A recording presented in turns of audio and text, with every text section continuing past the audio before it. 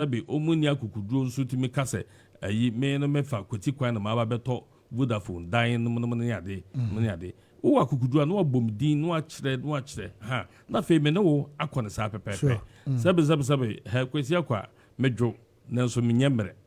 no de obi oni me bia nim se me yedi nanso ya na me nsem ewo metrim na nwanwa kakra nwanwa kakra kire se ne ekoso yina no me party for shebu pa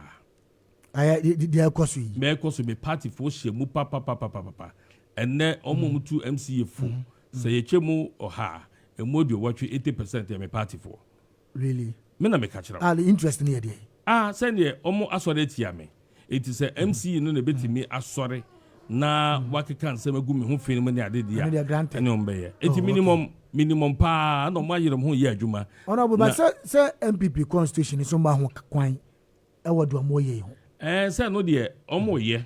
na ene no bebia ye ni kire as a party no me bebia me ni kire ene de party ni na ni kire no we jam no mo de omo ye na ye hwe de ye hwe ye koyanim na as a party no efi asese ye hihya and na evidence ye woni ade yina no ye de ebetodwa and then the party chairman on why NDC spokesperson. Wow. On the Kasama NDC. Because Assemba or Daha, Nasa party communications officer. Eka Huasemwa. Party chairman to be sorry. It's the communication officer no Eka. But in a year,